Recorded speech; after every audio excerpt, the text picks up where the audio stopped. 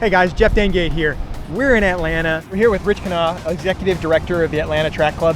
He took us on a tour of the course. With this event, the Olympic Trials Marathon is going to be very different than anything we've done since the Olympic Games here in '96.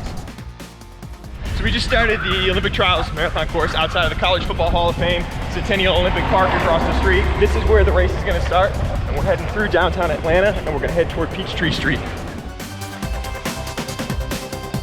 One of the guys from the Atlanta Track Club was telling me that Dathan Richenheim said it's like cross country on the roads. It is a lot like that. It's a lot of undulating terrain, up and down, and you have to shift gears and really never quite get into a rhythm. And we'll stay on this for, what, 3 miles?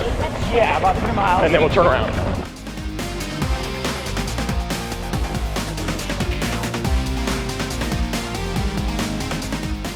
It's muggy in Atlanta. The humidity's on today. In February, I hope it's not going to be as hot or as muggy. It's a good time of year, so it should be good to run in Atlanta. But the course is hilly. There are not a lot of flat spots.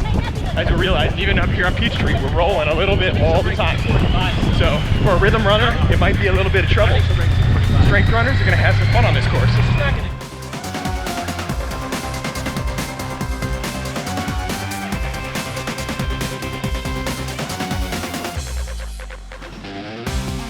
So 6 bottles per table, 6-foot tables, 6 feet apart. It's gonna take 4 city blocks. This is one of the deceiving parts of the course because what goes down must come up.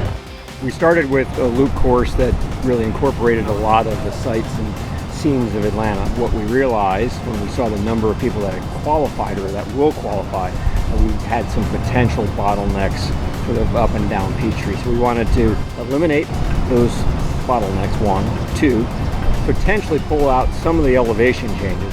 They're subtle but significant, and that's where we landed on sort of that 3-loop course, and we think the athletes will like that. And this is about the 3-mile mark right here. So we are at Peachtree Street and Peachtree Circle. We're kind of at, like, as Kramer would say, the nexus of the universe. How can a road intersect with itself? There's a lot of peach trees in Atlanta. But this is the turnaround point. We're at roughly around 3-point-something miles. Runners are going to hit this 180-degree turn 3 times during the race. It's a pretty wide road, so it's not going to be a real tight turn. Hopefully the crowds will be spread out by this point anyway. 3 miles into the race, and then 11 and 19. It's a little bit of a downhill here, so when they turn around, they have no momentum. They got to go back up the hill, which is going to be a little tricky. They're going to have to shift some gears. It'll be fun to watch on that 3rd lap. Now, this is the hardest hill on the Peachtree 10K course, but this has been a good steady climb since the turnaround. It's going to beat some people up. It's going to be a tricky course, and it's really going to reward those runners who can make those adjustments on the ground and really adapt to the terrain and use it to their advantage.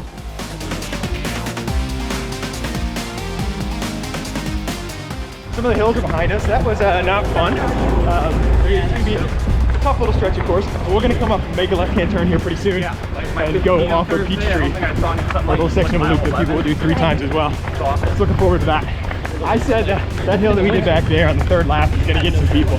That's going to be sneaky and hurt some people. That might be a place where whoever's like in the running for the top 3 spots really makes a move. Could be some strategy there. If I was running the race and I was in a spot like that, that might be the place I'd consider going.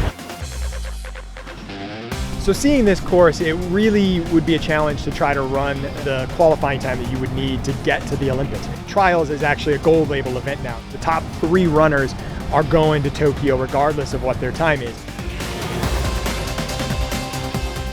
On the first loop, I think the adrenaline's going to carry you through, probably not going to feel it. The second time through, you're probably going to say, I didn't feel that the first time. And the 3rd time, you're going to say, wow, this is a true racer's course. All right, this is the turn right here. We completed 1 loop of the course. I'm thankful I only have to run 1 loop of the course today. We're gonna head back out. There's another little loop that you add on at the very end to extend it to make it 26.2. I feel good after 1 lap. I can't say that would be the same after 3 laps. I'm feeling it in my quads actually. All the climbing and shifting gears is gonna be tricky. The hills aren't real steep, they just don't stop.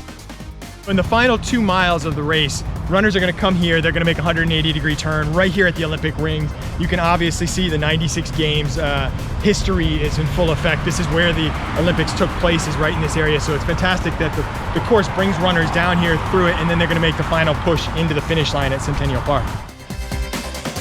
We're over 24 miles in. This is where the race is gonna be locked up. There was a tough hill back here that we had to go up. It was probably one of the worst hills. I think that's the one where it's gonna seal the deal. And runners pass each other in out and back fashion. So if somebody is kind of close or feeling it or seeing a little bit of weakness, that's where it's gonna get exciting if it's close enough to be made there in the late stages.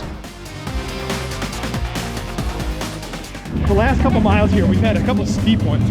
You're really gonna feel this thing, but the runners only hit those once. It's in the final few miles.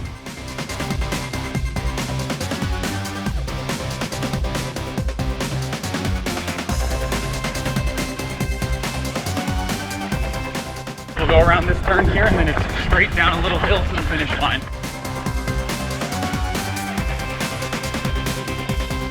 The finish line is like somewhere on here.